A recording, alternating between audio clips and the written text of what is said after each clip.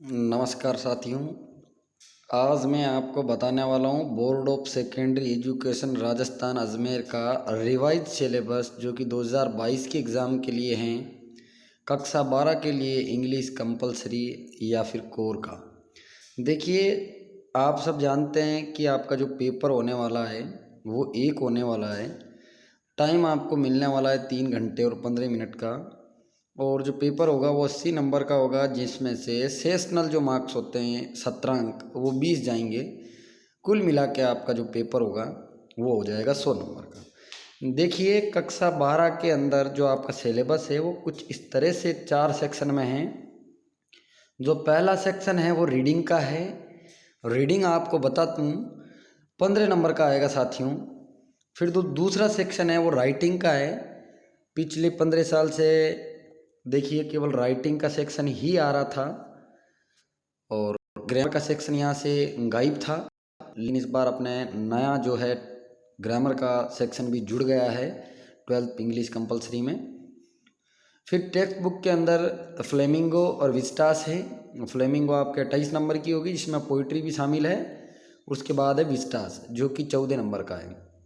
चलिए साथियों, अब जानते हैं विस्तार से सेक्शन ए के बारे में। जैसा कि आपको बता चुका हूँ, सेक्शन ए है वो रीडिंग के बारे में।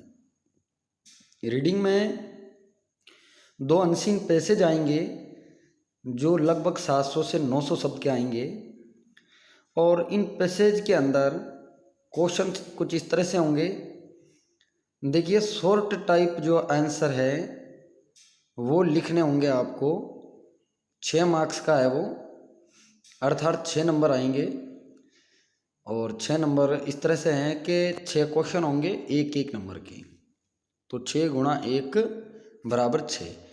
और जो अनसीन पैसेज के अंदर शॉर्ट टाइप आंसर के बाद में आएगा वोकअप से संबंधित सवाल। वोकअप से संबंधित जो सवाल है उसमें देखिए सिमिलर वर्ड भी आ सकता है, वर्ड फॉर्मेशन किस तरह से आपका वर्ड बना है ये भी आ सकता है, या वन वर्ड भी आपसे पूछा जा सकता है। ये आएंगे 3 सवाल, जो कि प्रत्येक सवाल का अंक भार है वो 1 नंबर का है। तो टोटल आपका जो कॉम्प्रहेंशन पैसेज फर्स्ट है वो हो गया साथियों 9 नंबर का। फिर एक कॉम्प्रहेंशन पैसेज आएगा जिसमें केवल MCQs पूछे जाएंगे, मल्टीपल चॉइस क्वेश्चंस पूछे जाएंगे। और इसमें 6 क्वेश्चंस पूछे जाएंगे और प्रत्येक प्रश्न का जो अंक भार होगा वो 1 होगा, अर्थात 6 नंबर का। तो देखिए, फर्स्ट जो पैसेज है वो 9 नंबर का, सेकंड जो पैसेज है वो 6 नंबर का। तो 6 और 9 कितने हो गए साथियों? 15। चलिए अब मैं आपको लेके चलता हूँ सेक्शन बी की तरफ। सेक्शन बी जो है वो है राइटिंग पोर्शन। जैसा कि आप जानते हो, राइटिंग पोर्शन के अंदर आपको लिखने का कुछ रहेगा। तो 1 out of 2 short composition, 2 short compositions होंगे, जिनमें देखिए एक आपको जो आता है वो चुनना है और लिखना है।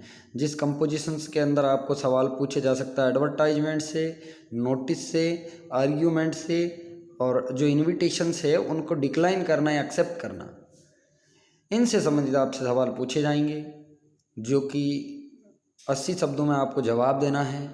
और एक की जो प्रश्न होगा उसका अंक भार होगा साथियों 4 नंबर। देखिए, राइटिंग सेक्शन के अंदर जो नंबर 2 पर है साथियों, वो आपको रिपोर्ट पूछी जाएगी।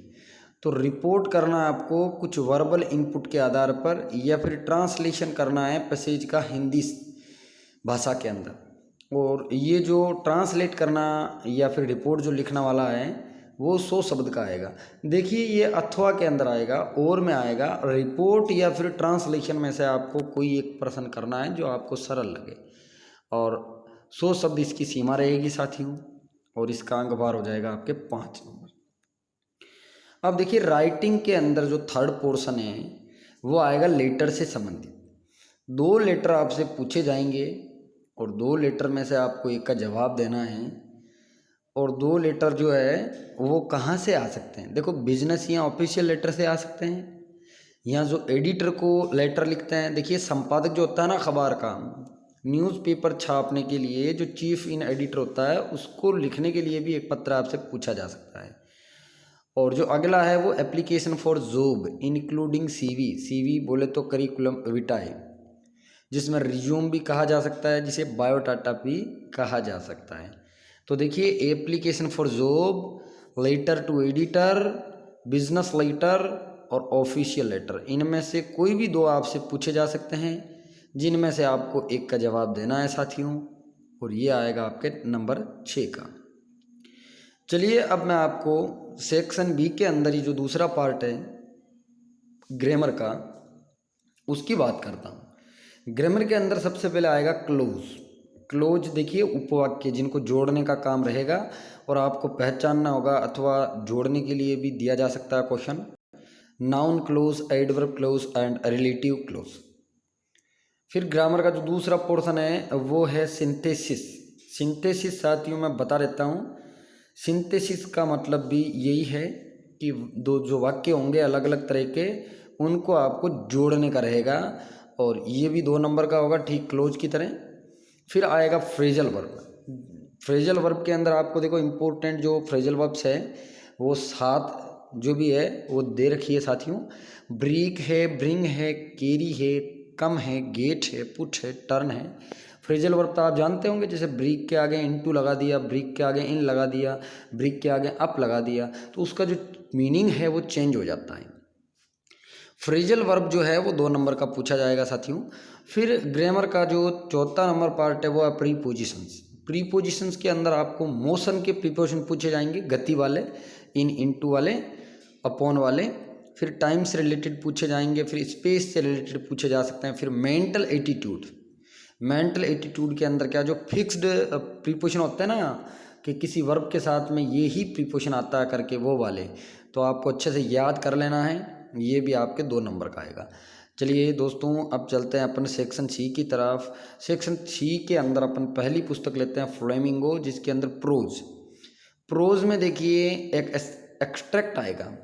एक्सट्रैक्ट आप समझ गए होंगे कि एक गद्यांश आएगा, और गद्यांश से देखिए 4 सवाल पूछेंगे आपसे। कॉम्प्रहेंशन का मीनिंग मतलब कि आप पैसे ध्यानपूर्वक पढ़ोगे और पैसे आपसे क्वेश्चन पूछे जाएंगे, उनका जवाब देना है। और जो बाकी बचे हुए साथियों 2 जो क्वेश्चन हैं वो वोकअप से रिलेटेड आएंगे, वोकेबुलरी से रिलेटेड। तो इस तरह से 4 और 2, प्रत्येक जो प्रश्न का अंक भार है वो 1-1 होगा। 4 + 2 मानी 6 नंबरों का ये सवाल होगा आपका पैसेज का।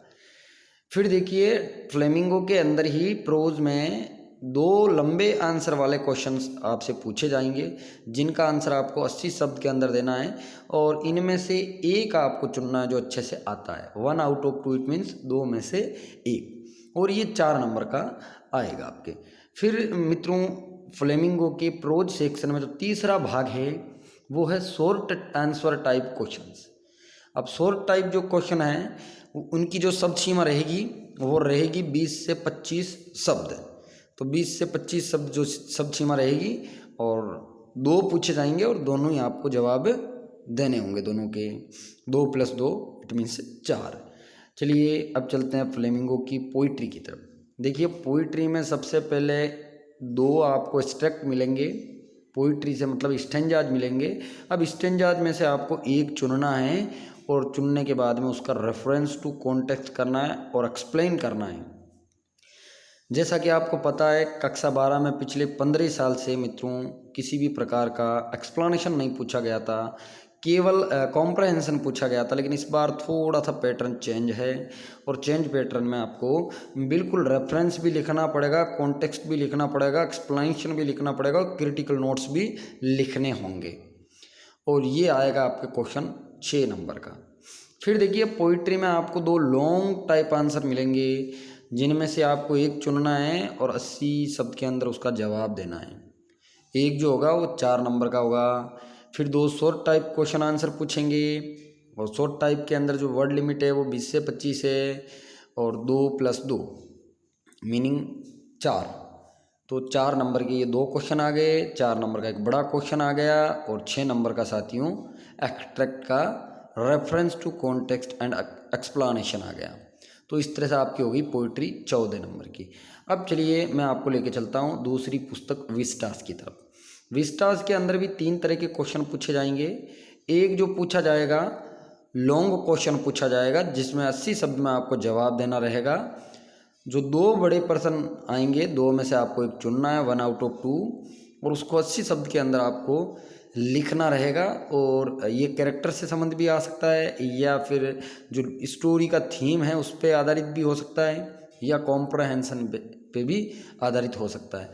और ये आएगा आपके 4 नंबर का। फिर मित्रों 2 शॉर्ट टाइप आंसर पूछेंगे जिनका जवाब आपको 20 से 25 के अंदर देना है। और ये 2 क्वेश्चन पूछे जाएंगे, दोनों का आपको जवाब देना रहेगा और 2-2 नंबर के आएंगे, मीन्स 4 नंबर के हो जाएंगे। फिर देखिए विस्टास के अंदर जो थर्ड पोर्शन आएगा वो क्वेश्चन आंसर से रिलेटेड, वो 6 MCQ जाएंगे। 6 सवाल पूछेंगे आपको, मल्टीपल चॉइस क्वेश्चंस, जिसके अंदर आपको जो अच्छा लगे वो चुनना है साथियों। और हर एक प्रश्न का जो अंकभार होगा वो 1 नंबर होगा। चलिए अब मैं आपको अंत में बता देता हूँ कि आपके सिलेबस से जो 2022 के लिए जो हटा है, बात कर रहा हूँ मैं केवल 2022 की। देखिए फ्लेमिंगो के अंदर जो 5 लेसन्स है 1 से लगाकर 5 तक, उसमें से कुछ नहीं हटा है। और 6 से लगाकर बाद में जितने भी ये साथियों वो सारे हट गए हैं। पोइट्री के अंदर एक पोइम हटी है, अ रोड साइड स्टैंड, बाकी सारी पोइट्रीज आपके पूछी जाने वाली है। विस्टास के अंदर भी 3 लेसन्स हट गए हैं। अब मैं सीधा आपको लेके चलता हूँ हटे हुए लेसन्स की तरफ। देखिए फ्लेमिंगो के प्रोज के अंदर द पोइट एंड पैनकेक हट गया है, द इंटरव्यू हट गया है, इंटरव्यू के 2 पार्ट है, पार्ट 1 पार्ट 2, ये दोनों हट गए हैं। और गोइंग प्लेसेस ये भी आपके हट गया है। मेरे हिसाब से ये देखो बोरिंग पार्ट तो नहीं थे साथियों, लेकिन फिर भी कुछ हद तक ये बोरिंग थे जो आपके हट गए हैं। हालांकि इंटरव्यू जो पार्ट है उससे काफ़ी कुछ अपने को सीखने को मिलता है, वैसे बोरिंग कुछ नहीं होता है, लेकिन फिर भी एक बच्चों की मानसिकता के हिसाब से मैं बता रहा हूँ। पोइट्री के अंदर एकमात्र जो पोइम हटी है और रोड साइड स्टैंड हट गई है। और विस्टास के अंदर जो 3 पार्ट हटे हैं वो कुछ इस तरह से हैं, journey to the end of the earth, पृथ्वी का जो अंतिम छोर है वहाँ तक यात्रा। ये अंटार्कटिका के बारे में कुछ स्टोरी थी गूढ़ रहस्य वाली, लेकिन दुर्भाग्य से हम इस साल नहीं पढ़ेंगे इसको। फिर है शुड विजार्ड हिट मॉमी, ये एक कार्टून की तरह कहानी सी है जिसमें जानवर पात्र है, कैरेक्टर्स जो है वो एनिमल है, और ये कहानी भी अपन नहीं पढ़ेंगे इस साल। फिर उसके बाद में Evans tries an O level, Evans एक बहुत ही मर्डर है, बड़ा किलर है, ये ओ लेवल करता है, कंप्यूटर का डिप्लोमा करता है और जेल से निकल के भाग जाता है। ये भी अपन इस चैप्टर को डिलीट कर दिया गया, अर्थात 2022 में नहीं पढ़ेंगे। तो ये था साथियों आपके अंग्रेजी अनिवार्य, इंग्लिश कंपलसरी, या फिर अपन कह सकते हैं English core revise syllabus 2022 board of secondary education Rajasthan Ajmer. उम्मीद करता हूँ आपको ये पूरा सिलेबस अच्छे समझ में आ गया होगा। और मैं आपको भरोसा दिलाता हूँ साथियों कि कुछ ही दिनों के अंदर मैं इससे रिलेटेड जो वीडियोस है वो भी जल्द ही अपलोड करने वाला हूँ। जो चैप्टर है उनकी स्टोरी का जो समरी है, जो पोइम है, पोइम्स को भी मैं अच्छे से पढ़ाने का प्रयास करूँगा। बने रहिए इस यूट्यूब चैनल के साथ, आगे शेयर करते रहिए अपने मित्रों को। आप सभी का बहुत बहुत धन्यवाद। Thank you very much.